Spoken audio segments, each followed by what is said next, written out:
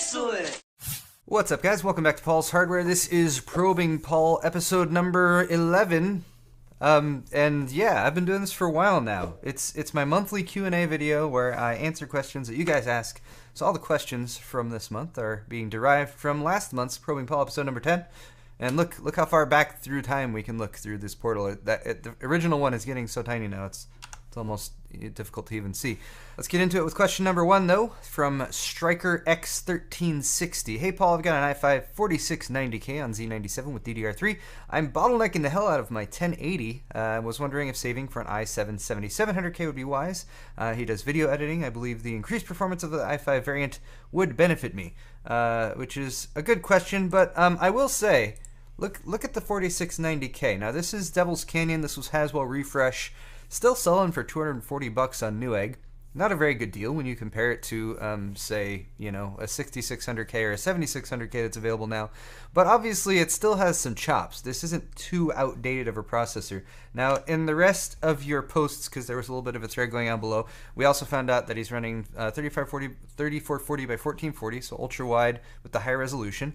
And that also he's not overclocking, although he does have a liquid cooling system in place. Now, my suggestion here would definitely be to overclock. This is only going to turbo boost to 3.9 gigahertz, and you should at least be able to get 4.4 to 4.5, especially if you're using liquid cooling, and that should help your performance. However, he also stated that the games he was having difficulty with was CSGO and Minecraft, which really aren't that difficult to run. They can be a little bit more CPU dependent than GPU dependent, but my suggestion would be maybe to look at other possible contributing factors, because this CPU should be able to help.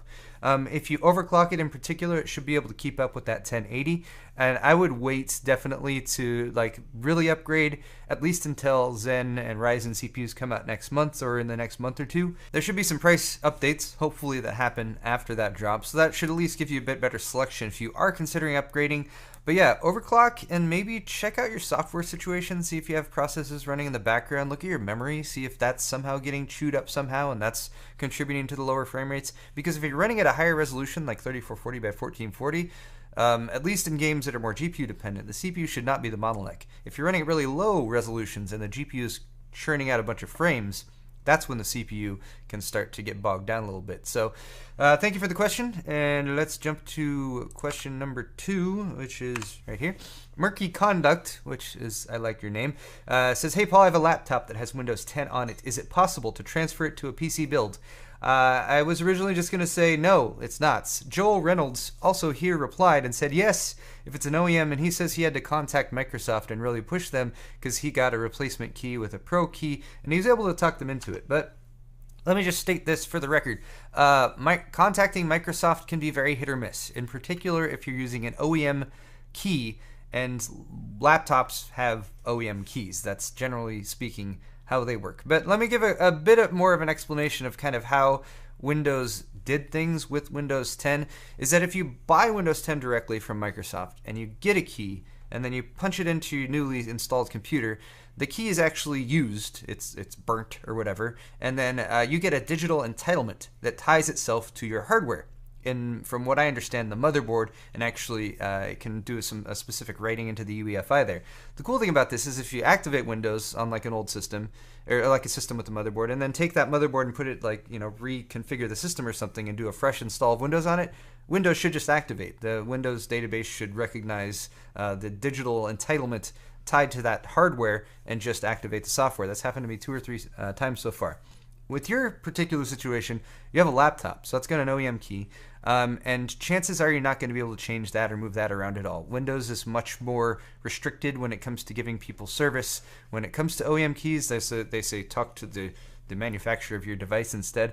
Ever since Windows did the anniversary update, I don't know when that was, a few months back, you can actually take your Microsoft account with your Windows 10 digital license, and you can tie your Windows 10 digital license to the Microsoft account. This would actually allow you to have, for example, like multiple computers with a unique login for your Microsoft account, so you can move between different machines. There are some restrictions in place. I don't want to dive too much into the details right here, but I will say I prefer not having the Microsoft account. I prefer just a unique, user login just to the machine. But if you really have a Windows license, especially if you bought it retail and you need the ability to switch between multiple machines, consider tying it to your Microsoft account, and that might make activation, especially if you do a hardware update, a little bit easier. But to give a too long didn't read answer, no, you probably cannot take your OEM key from a laptop and move it to a desktop unless you're in a very interesting situation, much like Joel was here, and you managed to talk Microsoft into it. But that's seriously up to them, and I rarely ever hear that actually happening. Here's a question from Zuga. Why did you leave Newegg? What made you have your own channel? This is a question I've actually sort of addressed before in Probing Paul, but I bring it back up very specifically because, all right, I feel kind of bad about this just a little bit, but I wanted to do it, so I'm just going to do it anyway, even though I feel kind of bad. All right, so I left Newegg for a variety of reasons. One of the big reasons was that I tried to work with management to sort of coordinate things, because when you're doing a creative job like creating videos, even if you're just talking about PC hardware, that kind of thing, you need to keep a little bit of a fire going. And if you feel like your voice isn't being heard when you're saying, I think we should do things this way or whatever, it just tends to sort of suck that out of you. So that over time, plus sort of what from my perspective, was my voice not being heard by the people who are actually running things and making decisions, led me to decide, you know what, I think I'm just going to kind of go it on my own. And when I left Newegg, I was at about like 80 to 85,000 subscribers. And the stupid thing is that the people who I had disagreements with, they aren't even there anymore. So they went in and did whatever they did, and now they're not there anymore. But I did want to point this out. First off, Newegg has a new crew that's working there. I actually met them at CES, and they were very nice people. So if you guys do want to check their stuff out, I think they have improved it in the past few months. Things seem to be turning around. They seem to be more hardware focused and that kind of thing. But again, my bit of schadenfreude here, to use a word that my old Newegg coworker Rachel really liked to use, is that I have finally passed them in subscribers. I'm at 456 now, and I didn't really tweet about that or anything, but it took 2 years and 4 months or so. This is my announcement video that I had separated from Newegg. It was September 21st, 2014, so 2 years and 3 or 4 months, and I've come so far. So I'm happy with the decision, and again, I bear no ill will towards Newegg. Of course, there were some people who aren't there anymore who I wasn't super happy with, but we'll leave it at that, and hopefully that gives you guys a bit more of an explanation of what went down there. Anyway, next question is from McLaren's Car of the Week Reviews, right here. I'm currently using a Hauppauge HD PVR60. That's as close as I can get to pronouncing this. Hauppauge. It is a Native American word, Native American Indian, to be specific.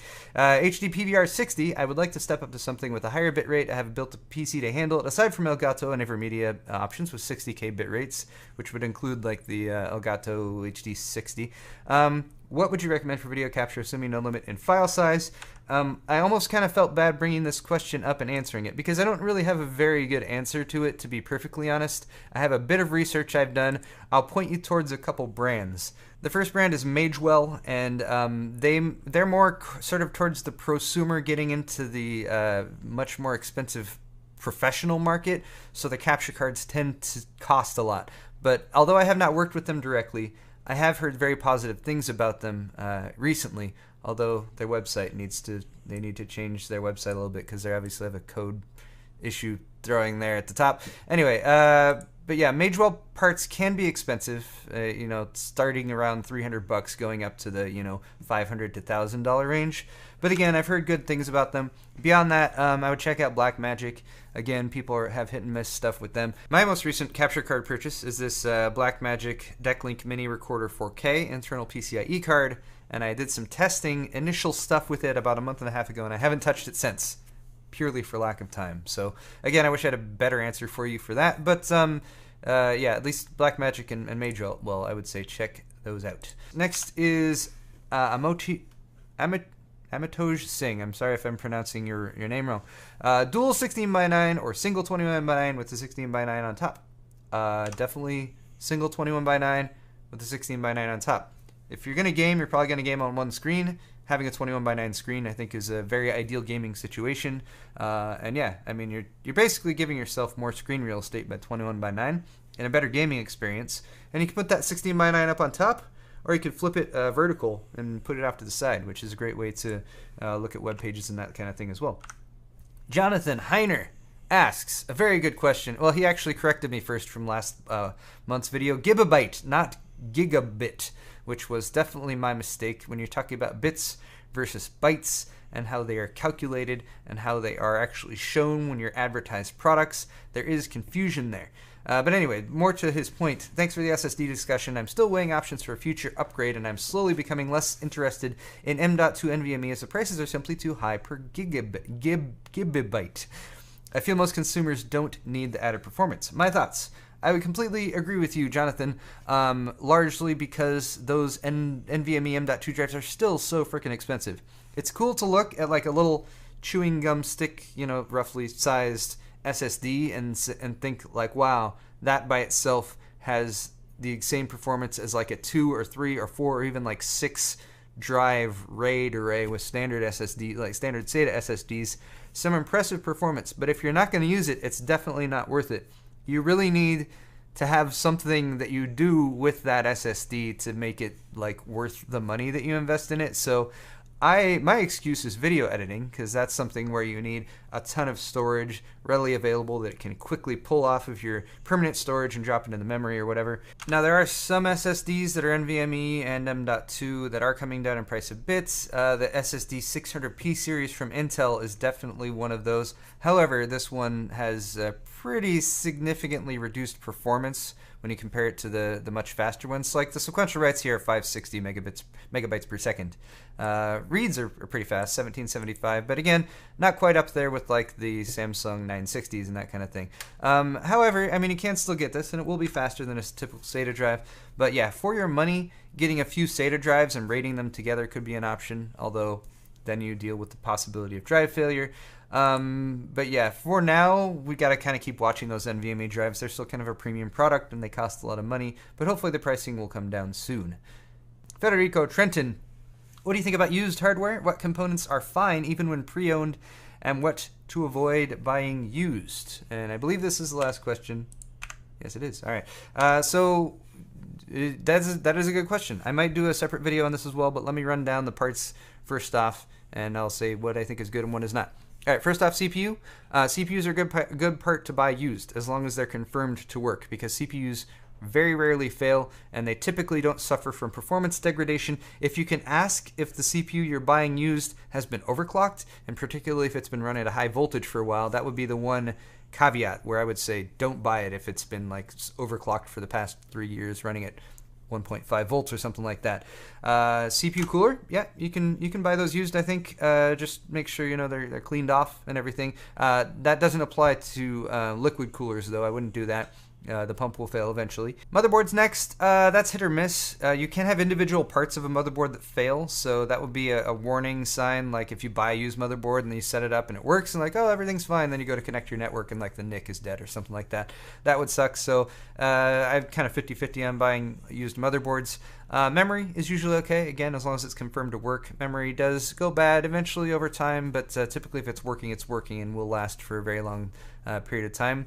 Storage, I would say no. Hard drives and SSDs, you typically don't know how much they've been used, and again, they will die eventually. So unless you can get like a snapshot of the smart readout from the drive, so you can know exactly like how many bytes have been written to it and that kind of thing, typically I would not recommend buying storage secondhand. A graphics card, I would say, is probably okay, again, as long as it's cleaned and not like completely caked with dust and that kind of thing.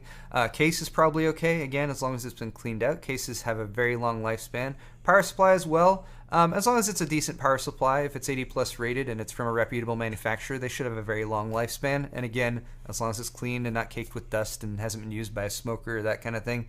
And I think that's just about all the parts. Beyond that, I guess monitors again are hit or miss. If they're very old, the backlight can start to go out on them and get dimmer, and the colors cannot be as vibrant. So again, I'm kind of 50-50 on that. And then peripherals like keyboards and mice, I would say probably not, because they tend to get a lot of use and get gunky and worn out and stuff.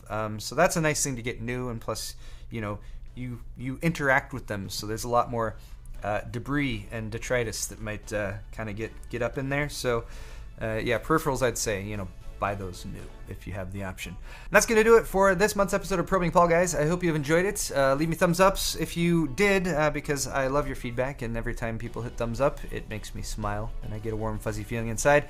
Also, of course, if you have questions for me for next month, leave them in the comment section down below. I will be browsing through those probably today, and then also probably again when I set up for next month's Probing Paul. Thanks again for watching, and we'll see you next time.